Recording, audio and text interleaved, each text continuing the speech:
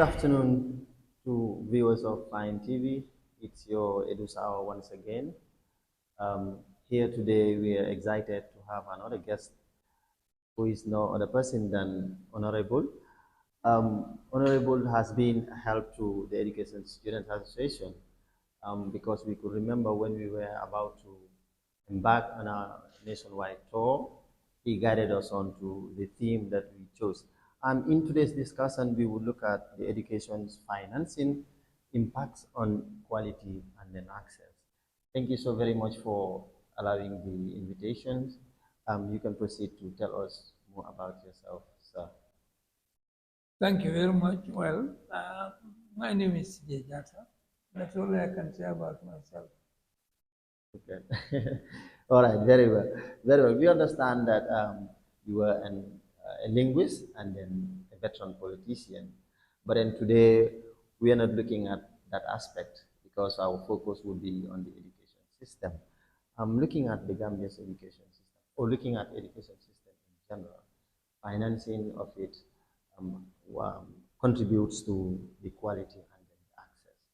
But then, if you look at the Gambian system of education, how far have we gone in trying to achieve this quality and access that we talked about? I think the Constitution is very clear about education. Section 30 of the Constitution provides that basic education shall be free. Basic education means grade 1 to grade 9. It means the lower basic and upper basic. All of them should be free but compulsory. And then it goes further to say that secondary education and vocational training to be made equally available and accessible. And progressively, they should introduce free education in that domain. And the same is also true for tertiary education in university. But and when the Constitution provides that basic education shall be free, which means that from grade 1 to grade 9, the whole expenditure on education would be provided by government. I think they are trying to do that, however imperfect it could be, but I think they are doing that now. It was not happening before, but they are trying to do that now. But the other levels, the first issue is that is there adequate and efficient vocational training being provided and made accessible to those who need it? And that's one fundamental question. And then secondary education, the same thing.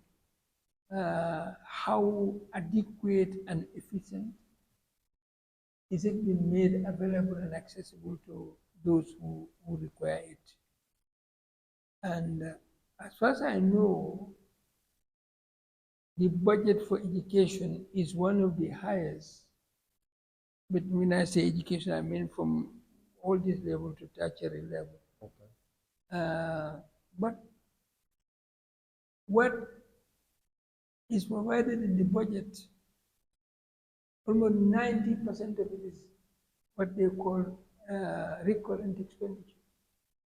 Salaries, furniture, and all the other things, vehicles, and their maintenance, and all the rest of it. That goes into that. And I think the illustration of the fact that fact is what obtains now in the infrastructural development in education, because that has been totally abdicated by the government to an NGO. Yes. Everywhere where there is a school, where there is a teachers' living quarters, and all the rest connected with infrastructural development in the schools, whether primary, upper basic, or lower basic, or let's say secondary and even tertiary level, is being provided by an NGO. Government has abdicated that totally. But that is telling you is that your government does not even have enough money to run its education system. And that, what surprises me about Gambian people is that they don't question anything, however evil it is to them. They don't question it, they just complain. There are three things in any system, in any country in the world, which are fundamental to the well-being of that country. One is agriculture, the other one is health, the other one is education. Without education, you can't do anything in the world. You cannot develop, you cannot do anything. Even if you believe in God, without education, you cannot pray to God. That's right.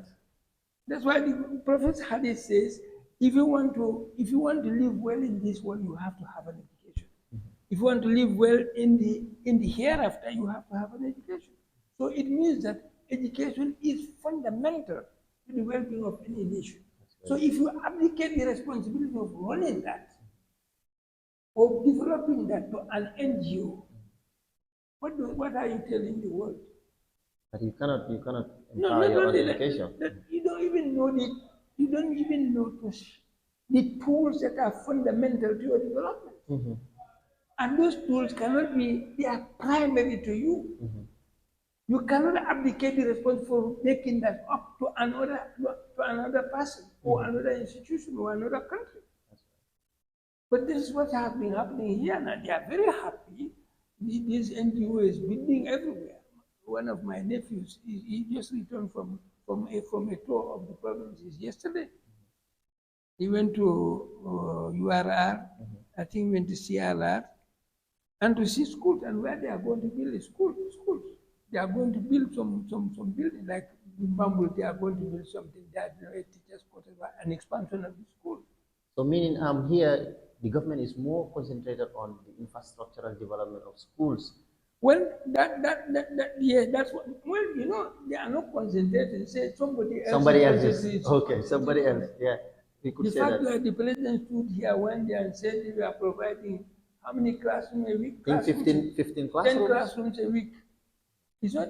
He's speaking the language of the NGO that was put into his mouth. But they are not providing 10 classrooms a week. Yeah, but then in the financing sector, it says that NGOs would help the government in its financing. No, but I'm saying that, and for me, that is ridiculous. My education system, okay, I cannot abdicate the responsibility of running that to any person, to any institution. It is fundamental. That is primary. This is why you develop your tools to bring about the type of development you want. Look, how can I abdicate that to somebody else? Look at the electricity situation. Part of the response is abdicated to Senegal, and what has happened? They are owing them to a point that they have decided to cut. So what me I'm suffering, where we are now, every night light goes off, sometimes throughout the night you would not have light. So how can you do that? How can a sovereign nation abdicate the responsibility of running things which are fundamental to its well-being of its people to somebody else? So that's my issue. And then you are talking about quality. Quality is not only due to financing. Yes, partly it is financing. For example, your university, the subvention that they are giving. You cannot even pay your staff. Yeah, the last time I checked, they were complaining that it cannot sustain them. I know. I was there. I was in the parliament. We are approving their budget. I'm saying the subvention given to the university cannot pay your staff. So and then you are running a university, and when we are enacting the bill for the establishment of the Gambia University, I told my colleagues, I said, university is not a cheap thing. And don't be surprised if you are told one day to forgo your salaries in order for the university to go on. And that's what's happening. And then, if you do things for the sake of doing things, but you are doing things to make life better for people, it's two different things. One university has been here for over 2 decades. That is the point I wanted to. It is still not a university in my terms. And then you say you add 2 more universities or 3 more universities to that. You don't have the human resources, you don't have the financial resources, you don't have the material resources. Just because you want the world to know, Gambia has 4 universities. University is a name. Even the one here is a university in name in my terms. Because if you drive all the foreign lecturers in your university now, it will be empty. Tell me, how many Nigerian lecturers are in your university? A lot of them. Yes. And what type of lecturers are they? We are talking about quality. What type of lecturers are they? I don't know them, but I know a lot about your university. So, where has the government gone wrong here in trying to access this quality education? Have they gone wrong? Because we understand financing itself. Everything depends on the type of policy that the government makes for every sector,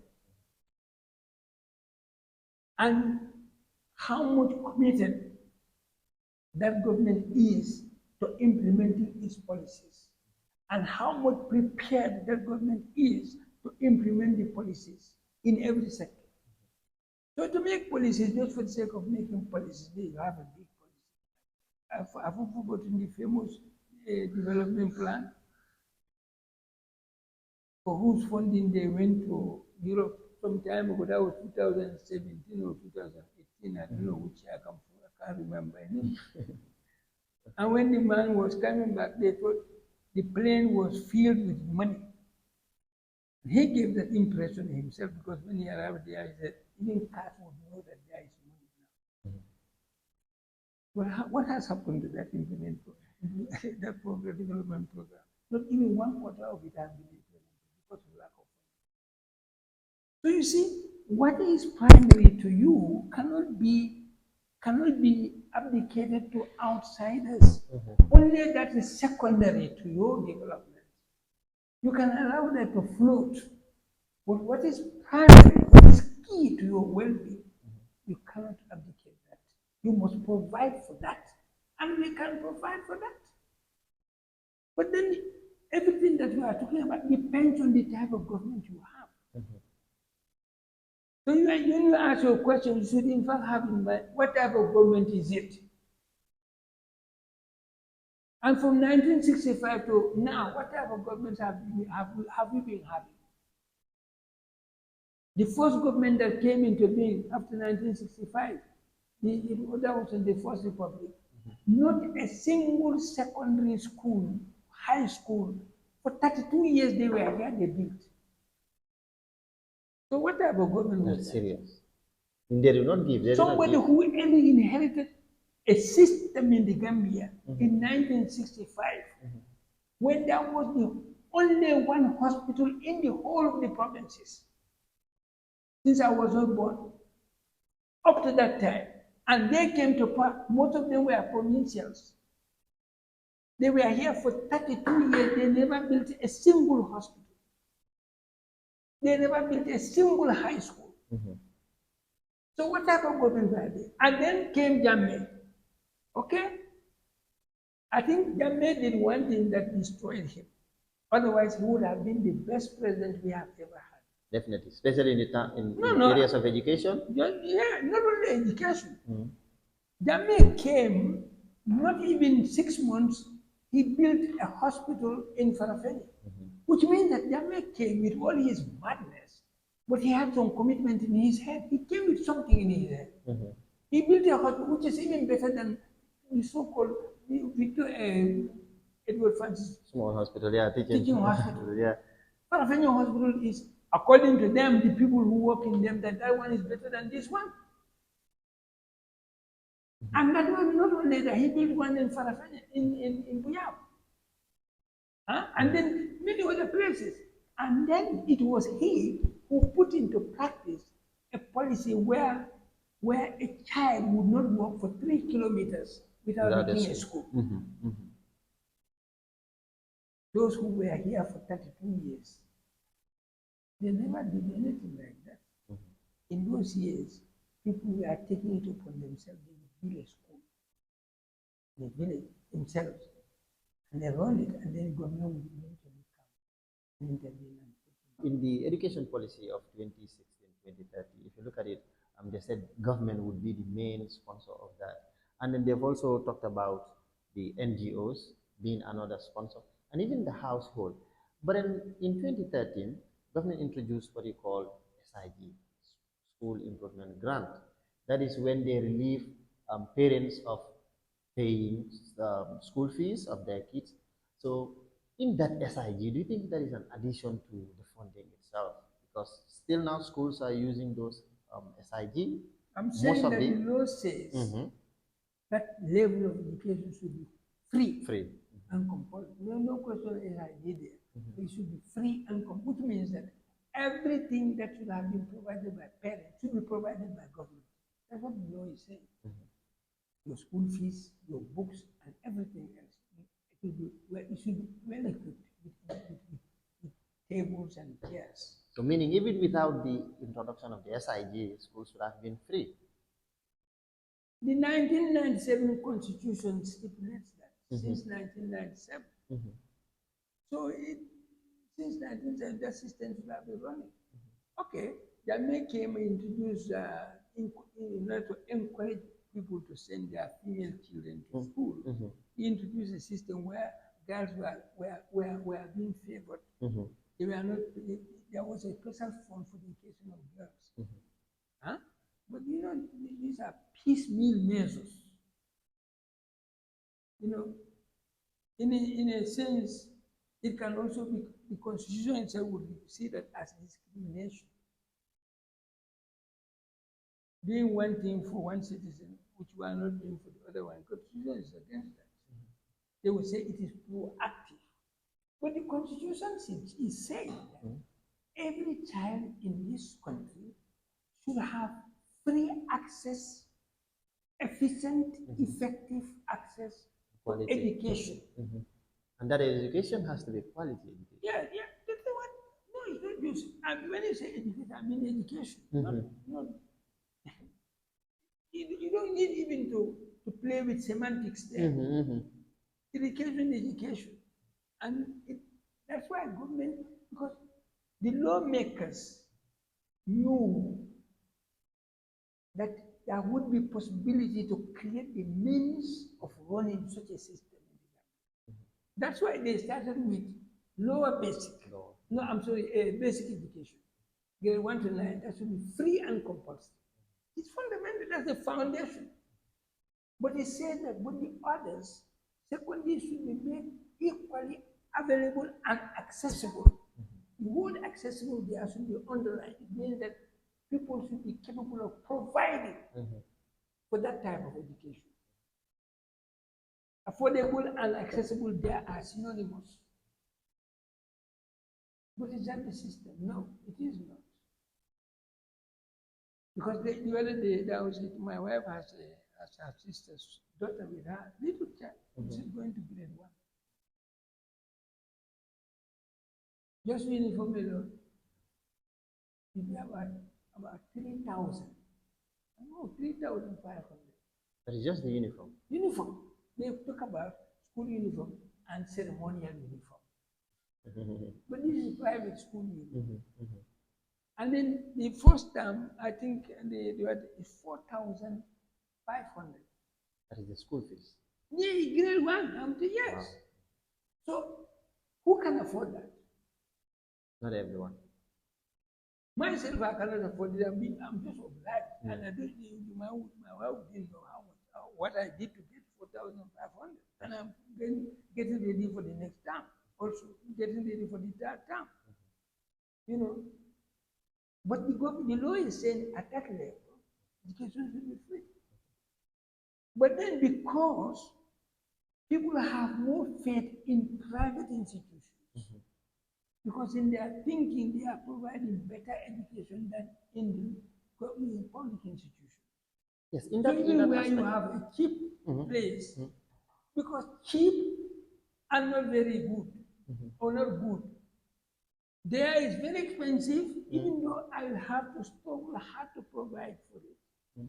But I prefer my child to go to such a place. It makes sense. But again, what has private education been doing that the government is not doing? Despite the fact that they are very expensive, but people are They still have paying good for them. teachers. Mhm. They pay them well. Mhm. If you have good teachers, you have to pay them well. They pay good teachers, Mhm. and they have all the materials required for education. So that's why their situation is better. Then it circles around And the then fact if that you go there, the sitting facility is good. the environment. Mhm. You have enough furniture for everybody. So learning becomes, the atmosphere of learning Mhm. is conducive. When you look at the teacher's salary, for instance, the government is not paying them enough to motivate them. Does this also contribute to the lack of access or quality of the education that we envisage? No, what is doing to their system is that only a few people accept to go out into the provinces to teach Mhm. because of the difficulties that are associated with being a teacher in the provinces. Mhm. And they introduce a so-called hardship allowance, That's it. Mhm. which is not meant for everybody. You will be in the same area with somebody, he Mhm. or she will be receiving hardship, you will not be You receiving. will not. Mhm. So I don't know whatever it is meant, because we are all in the same hardship situation. Even though we may not be in the same school, sometimes even in the same school, I've seen that we visited one school in this Sarwale village on the way to Koina, Fatoto rather. Uh, To the world? Suluwal, exactly. Mhm. Teachers in the same school, some were having hardship and some were not getting hardship. I don't know who does, but you see, first, hardship is not enough to complement Mhm. what I am supposed to receive, to be motivated. Because, in fact, I don't buy that system because for me it is not a correct system. Hardship allowance. Uh, People go there because of that, not because they want to They serve want their to serve. country. Mhm. So that's one negative thing I see about it.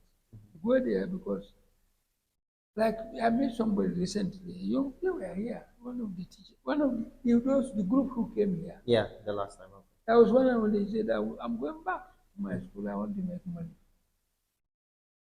Okay, whichever money he is making, I don't know. But then I know teachers are not properly paid. They are not highly paid. Mhm. This is of increasing allowance, salaries have been talked about for ages, Mhm.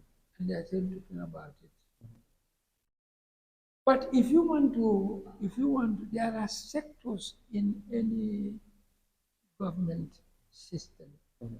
which are so important to your development that people should be adequately paid in those sectors. So they are the engine of everything in that country. Mhm. You cannot do without good health. Cannot do without education. In fact, for me, it is number one. Education. Yes, Mhm. because it gives you the tools. Mhm. You don't have tools, you cannot do anything. Education gives you the tools to do what you want to do. So if you want to negate that, it means you are negating your whole development. That's true. Because health, agriculture all depend on education for the acquirement of the tools necessary to do whatever they have to do. Mhm. So those are the sectors you must address adequately if you want to develop your country. So, does it actually mean the government is not doing much to attain teacher quality in terms of financing? They are not doing much. Have you ever been a teacher? Yes, I am. In fact, I am a teacher. How much are you paid a month? I would not want to say it in camera. You see, so that's what I'm saying. Mhm. So even if you tell me you are getting 10,000, for me it's not too much. Mhm. If your teacher is receiving 10,000 as a start, Mhm. I'm not saying as a start. You As a are start. starting for the first year and Maybe you're from giving college. 10,000. Mhm. you merit it.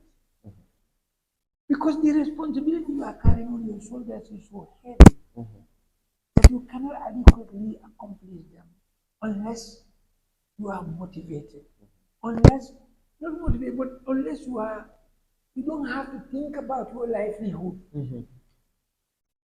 That's the best way, not motivated, but you don't have to think about your livelihood. But I'm teaching and I'm thinking of what am I going to do to have tomorrow's lunch? Or my wife, or my somebody somewhere, am I going to do to get him to, I have to get food to eat? I will not be working properly. But if I don't have to think about that, food livelihood is all in place. I can spend the whole night working on just one mathematical problem to get a good formula or a good solution. The best way to teach it for my students to understand. Because to have knowledge is one thing, but to put that knowledge across is another. That's what we call method. And there are million methods of putting knowledge across. But you have to have an ease of mind, ability, and the ease to think freely without any problem disturbing your mind. But teacher who is earning about $3,000, $4,000, $5,000 a month, and he has a wife and he's renting. The wife is maybe the wife is here, he's in the province, and the wife is paying 3,500 or 4,000 for the rent here. And the teacher is earning something like $5,600. There is no motivation. No, don't talk about motivation. This is not that. You are killing yourself. You know me, when I started teaching, I started with 16 pounds. To the pounds, but that time money has value. 16 pounds then is almost like $160,000. It's now Monthly. that way. Because I was buying a bag of rice by $25. Not this 50 kilos, 10 kilo bag. Huh? 25 better rice than this. $25. Wow. You see? So 16 pounds can serve all my purpose. But that's not the situation now. So, if you go to these offices, the administration in Banjul, particularly on Fridays, or on certain days, people, they just go sign the logbook, and then they go about their business to survival. One that we need livelihood. So what work is being done? Nothing. Because you are working, but what you are earning is not even good for your hand to mouth. So this whole system suffers in consequence. So nobody is doing anything. And then the system is burdened with so many people, and in reality, nothing is being done. Can you imagine this country has been independent now so-called in 60 years? Since we are not even think of coming into this world. When I was going to school, I was going to primary school when the first Senegambia something started with P.S. Njai. That's a long time ago. And we are still in the same. In fact, for me, it's like it's worse now than before. In fact, the schools I went to, the college I went to, is superior to the university. After my 3 years, there is nobody here who knows what I learned when I graduated from the college after 3 years. That was solid education. I could write. I wrote a French letter, and I wrote a letter to the Senegalese president. Then they were having a colloquium in Dakar on negritude.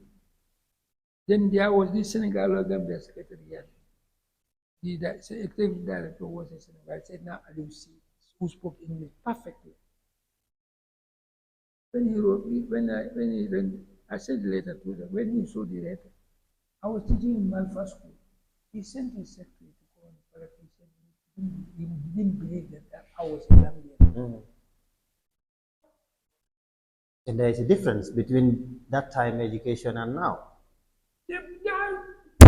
But when I was in primary school, I was learning geography of Australia and New Zealand.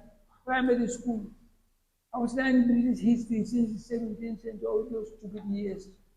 Teaching me that stupid history. I learned all that when I was in primary school. Primary school then was like your secondary school now. Because I was in standard 3, which is going to equivalent to your primary 3. Education officer came here to he wanted to take me to high school. Now let's look at the expenditure of the government, because in 2013, government spent around 3.2% of our GDP, and then they increased that in 2015. That was 3.9. But when they say they are spending that on education, bear in mind first and foremost that people who are working in the system, the vehicles they are using, that is all the inclusive. amount of petrol they are consuming, the furniture in their offices they change almost every year, and all those things. That is number one thing, nothing else. It is not about improving the quality of education. Can you imagine from 1965 to now you are improving quality of education and it is getting worse? Does that make sense? In fact, it's worse now than before. Failures are greater now than they were before. High school education was superior before than it is now.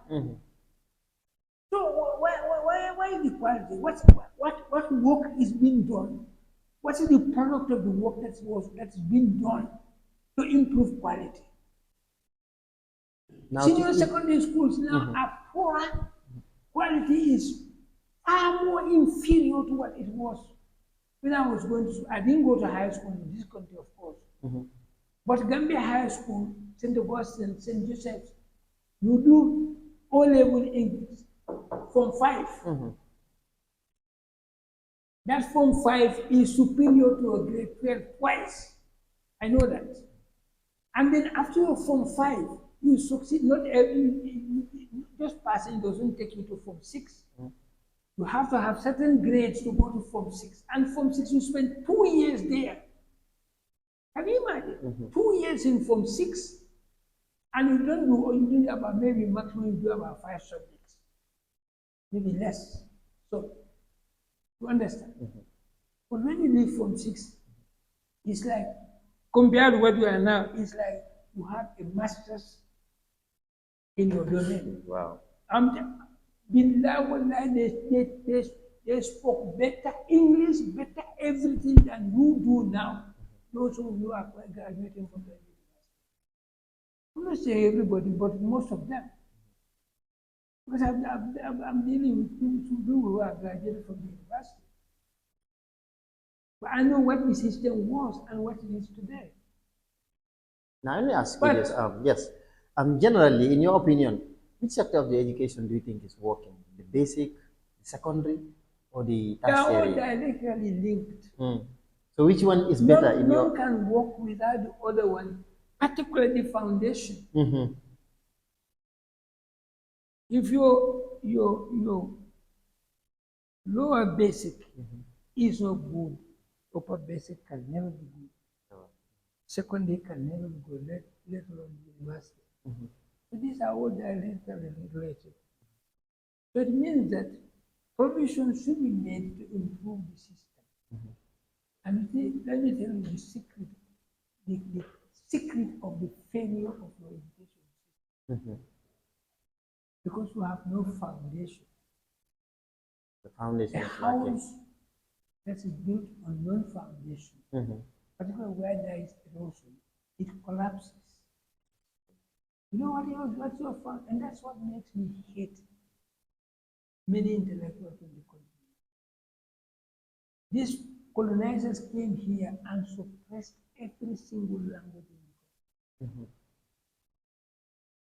And by suppressing your languages, they are suppressing you as human beings, because your humanity is rooted in your language. That's your identity. And by suppressing, they are suppressing your culture, your values, your history, everything. I think this is where our failure begins. So it is an obvious. No, it's not. You can't argue about it. The natural thing for every human being is to begin, at least least begin your learning in your own language. That's your foundation. I was very fortunate. I started learning in my own language at the height of colonialism in the land. I started learning Mandinka written by a Tubab. I think that's what made you a linguist. No, then I went to study linguistics, but it means that if you begin learning in your own language, it means you are being grounded cognitively. Your cognitive power is being empowered. With it, you can learn anything with ease, any language, anything. Even sports will be better than anybody. That is the scientific proof. Experiments were done in Asia, in Europe, and in Africa. And everybody agrees that this is, and that's why UNESCO made a declaration that it is the right of every child in the world to be learning. But we call it L1 because mother tongue does not necessarily correspond. My mother was a Fula, married in a Mandinka home, where no Fula was speaking spoken well. So my mother tongue is not Mandinka, my mother tongue is Fula. So that's why we say a child's language one. And here, after independence, the first thing if these politicians were not sick in their head was to address that. Because that is what's going to open your door to development, particularly your intellectual development. Without which you cannot go anywhere. And we are still totally about it. They are tergiversating, they are hesitant. When I started the experiment in 1979 here, hey, is it correct? Why should my child go to learn school and learn word for me? This will take us back to our nationwide tour, EDUSA. I think you could remember we invited you to talk about that. When we visited some of these schools, some people were like, "No, this cannot work in our schools." In fact, we had some arguments because it's the notion that they have that we cannot learn in our own language. I think this is a general problem in our education system. Yes, but these are not the so-called illiterate people, it's the literate ones. Because that's what they Yeah, do. because in one of these schools, in fact, it was the principal that was against this. Yeah, I know. When I started, also the principal, some principals were against it. Yes, I had an experimental classes, about 9 of them throughout the country, up to care. But this is what they were saying. But this one of the reasons why the quality of education will continue to be poor. That does not change. That's true. Let's look at the tertiary institution. Government is introducing a certain, let's say, sponsorship, trying to sponsor students. The higher education. Particularly those who are in sciences Yes. and medicine. Exactly. You have to emphasize that, I know. But then there is a problem because at the university, UTG, in fact, students that have been sponsored by either MOPSE or MOHAS, they are late to be cleared because their payments were not made. The government does not have money. And then this affects our quality Of education. course, yes. Yes, it does. It will affect it. No, but no, you're not simply paying it. Then so many people are indebted to a university, including government itself. So many people are in debt, and some go halfway and they leave because they cannot continue. What I said, when they are not in the bill, that's what's happening. So cheap. For example, I'm sponsoring somebody there. He started there this year. And she told me that every semester is about 19,000 something, $800. How many of them can afford it? Even I cannot afford it. I'm just struggling hard because the one I'm sponsoring, the dad passed away. If I don't assume that responsibility, very brilliant, very brilliant, and she told me the other day that she's been elected to be the mathematics representative for the university. Wow. So such a person will have gone best. That's what I'm saying, but not that I can afford it. But I'm struggling hard to pay. Yeah, And I do but then, everything to maintain that. But you see, and that's why the constitution is saying that this thing should be progressive. They could in fact be free. You know why? Because we don't have a government which is investing our money into making money. The government is the greatest business institution in the world. Let me tell you that. What you budget, the budget in government should have three fundamental, two fundamental purposes. One is, of course, your workers will be paid and their instruments, their tools will also be kept. But you must create the means of creating money. And you must invest. You must invest into the productive sectors of your economy to be able to generate income and generate employment. So we will not be having this bad meeting that one of my nephews passed away just last week. oh, You understand? But that's what you want. And these people agreed, ECOWAS and AU itself, that every government should allocate 10% of its budget to agriculture, 15% to health. That has never taken place. In fact, sometimes anyway, it's 0 point something percent. right. Where can we go? And then if you are paying, like I was saying, if you are listening, what you are spending on debt service, the amount you are paying annually for debt service is much more than putting three or four sectors of your government. The budget for four ministries. Because if you say you are paying $7 billion towards your debt service, huh? Local government is far less than $1 billion. Even educator, all the education sectors today is 1.2 billion. 90% of that is just recurrent. So what goes into development? That's why you go to even Gambia High School. I went there one year. I was even amazed because that is a missionary institution. But there was a mountain of broken furniture there. Mountain. So it does not make sense. So it means that education, you cannot run it without money. So, but then the government is trying to say they sponsored so many students into this higher education. I think where they fail How is, many students? Look, we have been dealing with. yeah, definitely. The students are crying, they don't get In their fact, money the all over last the time world. that is Moroccan I students. know. Yeah. They came there. I was dealing with them, Moroccan students. 2 years ago, yes, because of the lack of payment of their. But in fact, some of those people are just for them to write a little note to say that they are being sponsored by Morocco, not by them, but just to write something to say this, for sponsorship to continue, and that they are not even willing to do that. But the issue is your government cannot provide the type of money we are talking about.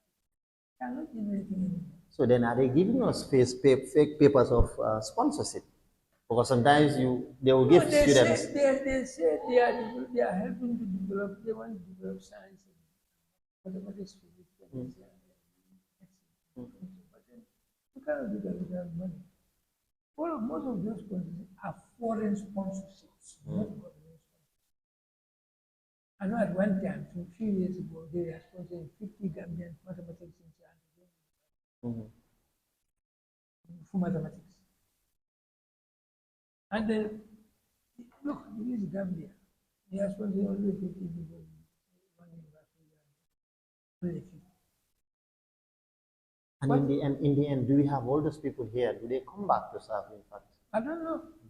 But You're talking about the quality of education. There is no quality here. Because if I go by the last result of the grade 12, Was. how many people had six? Three aggregate six. How many people? There were over 15,000 or even 20,000 candidates. How many had aggregate six? Maybe 6 credits. Huh? 6 credits, I mean. Yes, how many? That's distinction, but how many of them? I was told for 40. National. National. Whole of the Gambia. The school I went to in Ghana, only that school is the one providing. I mean, there's something wrong. The system is sick. More beyond cure, almost in their hands. Because all the cure they have are making the system even sicker. How can you go to a country smaller as India? You have almost 20,000 students doing an examination. Only 40 can have distinction. You know that when I went to school in Ghana, there were some people here, they were already in Form 5, Form 5 examination here. You know where they were taken to in Ghana? Form 3. Wow. Form 3, and they were not top. They were not bad too, but they were never top. And they had already gone through the system up to Form 5. They did that. Form 5 are good, very good students too, very good. But not there. Now we've looked at the fact that we mentioned that there is no quality and then quality of education that we envisage. So what do you think would be the solution to all this? We have to overhaul the system. And therefore, we don't have that. No one, only somebody with that program in his head will do it. You have to overhaul the whole education system. What would that mean? That means that you have to tune it to realities. And the first item of that is that you must begin from the basic. From the foundation. That's why the new language policy is not implemented yet. One of the draft of that, one of the consultants from ECD, guy will learn in his or her own language. You are basic grade 1 up to grade 3, only everything in your own language. Then grade 4, there is transition to English. The process will help you if you have the foundation necessary to build a story building. But that program is not even implemented. And the preparation for it for me is more mental, sitting down, folding their arms. I come with when I go to that, I say, look, I'm never associated with failure. The program, the policy you have, you are not, if you have to implement it, you have to prepare for it. And if you are not going to do it, I'm not going to. So the financing, where do you think the Gambian government can find the finance to help the education sector? I cannot tell you about this government. If you ask me, if I were there, I create the money. Okay, Gambia is full of money. I create the money. Can you imagine if government was investing into the water supply of our ocean since 1965? How much money would we have made? It would have been huge. If Fisco had that fishing company there, how many women were working for it? Hundreds and hundreds. And how many were working on the ocean? Hundreds. Now you must have heard that Gambia had a fishing agreement with European Union. European Union gave them, they said they would give them 500,000 euros. I'm not saying million, 500,000 euros annually to be allowed to fish in our water 6 weeks. And you know how many fishing vessels? 32 to 38 fishing vessels in our water. People don't know this. I think the program has come to an end now. But they would give you only 500,000 euros annually. One fishing vessel would make more than that in a month. Particularly the type of fish that they were supposed to catch. Egg and tuna. Gambians don't catch that. They are very expensive fish, quality fish. So if you are investing in the fishing waters, it's not only fish that is in the ocean. What are shrimps? What are oysters? These are the most expensive items in Europe. Only rich people eat this in Europe. Fish. Poor people don't eat fish in Europe. Understand? That's right. So that alone will give you the wealth you want. If I go now to other aspects of agriculture, you see all these big farms that you have here, they are all fallen on. Radville farm, you must have heard about it. Yeah, Radville. I'm not older than you. Radville farm has been here for ages. You know how much money they make? They make millions.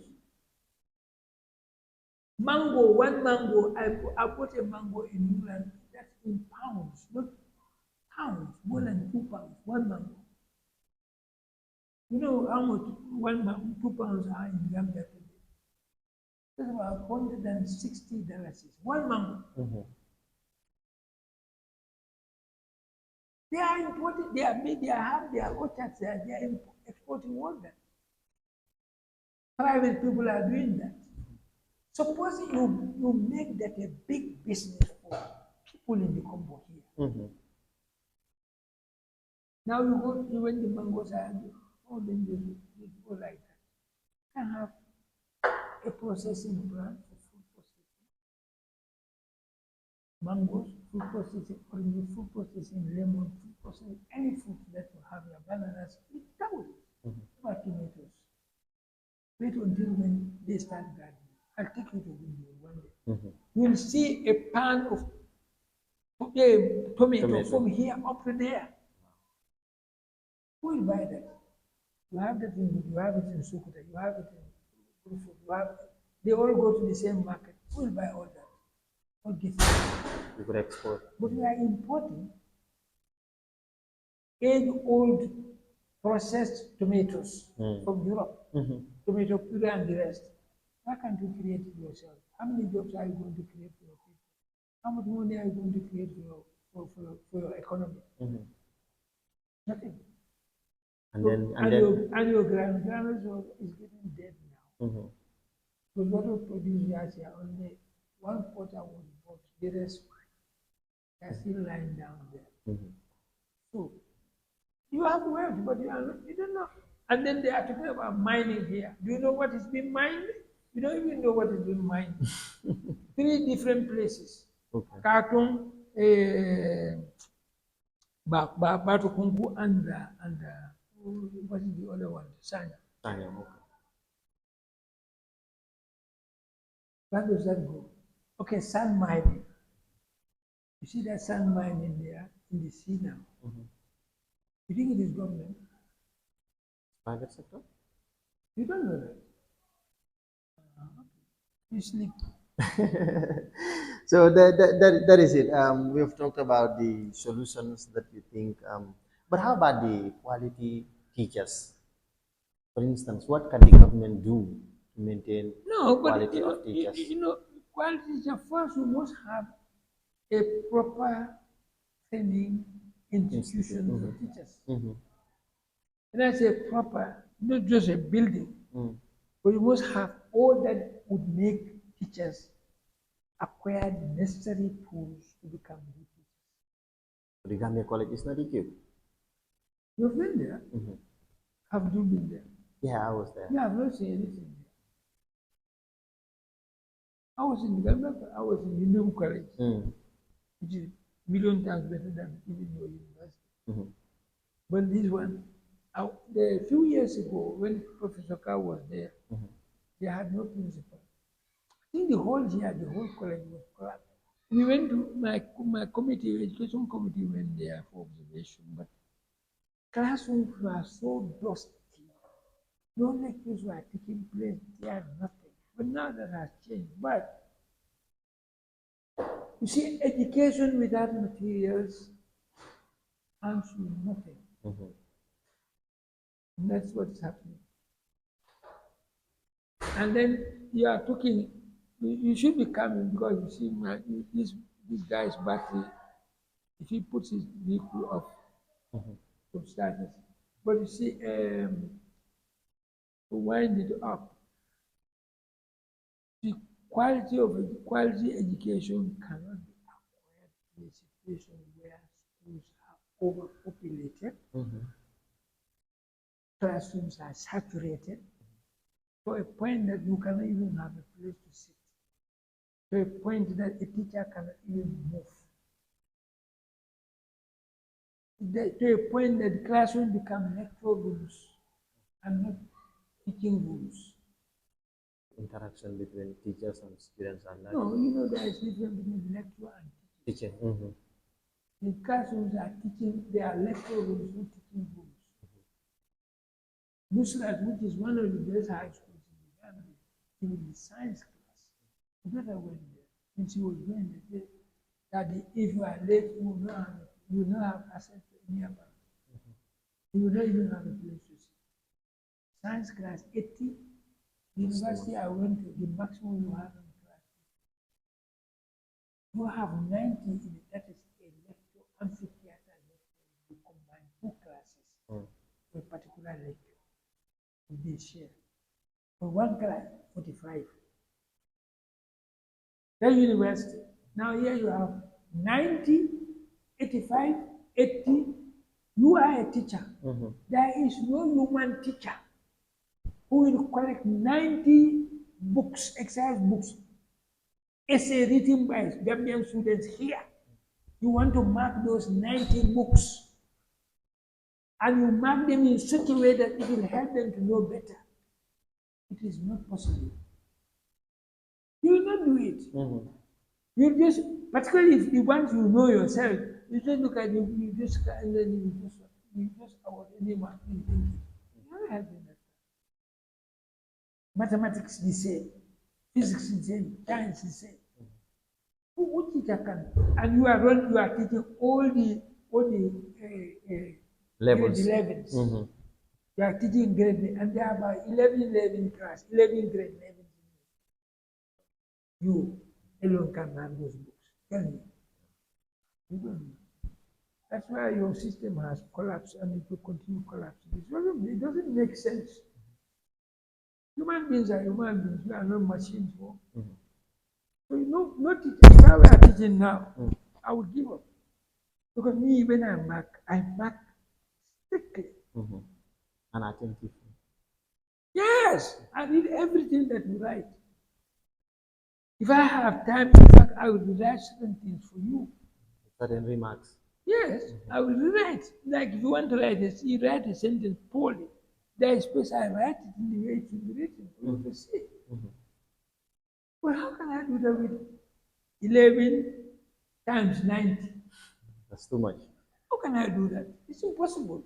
So finally, what do you have for the current government, and then the fact that we do I don't not have still anything for them. we still do not have a minister of basic education. So what would be your final word? The current government knows my position on all these fundamental issues. So I don't have anything for them, but they should. There are many Gambians who are capable of becoming ministers, ministers of education. There are many. Let them look around. You cannot have somebody overseeing a whole ministry like education. Basic education. It's fundamental. There are many people. I'm sure they can get somebody. I don't know why. They are still hesitating or delaying themselves or wasting time appointing a minister. For one minister to oversee a ministry, that can be done in a week. Like if a minister travels. But the minister is laid off or has resigned, you cannot waste time appointing another person. Because education is a crossroads now in this country. We are trying to implement a new policy in education. I should be a minister. In fact, the minister who was with us designing that policy is still alive. bring her back. That's very positive. Simple as that. She was very enthusiastic about this policy. And then when we were just about to finish it and implement, they change her.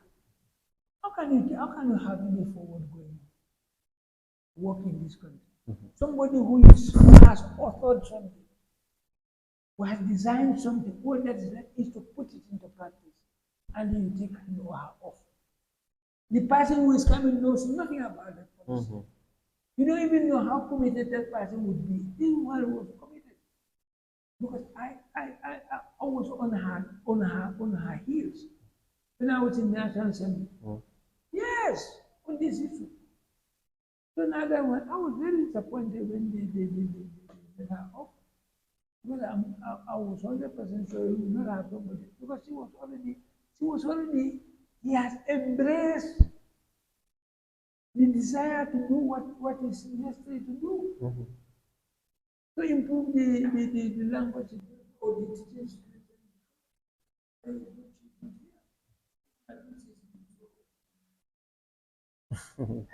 Thank you very much, viewers. That was your EDUSA Hour with Honourable Seedia Jatta. You've heard from him. We discussed a lot in terms of the education sector, ranging from the access and then the quality. We realize that there is a lot to be done, but we expect this government to do a lot, specifically give us a Minister of Basic Education. So until we come your way again next week, thank you.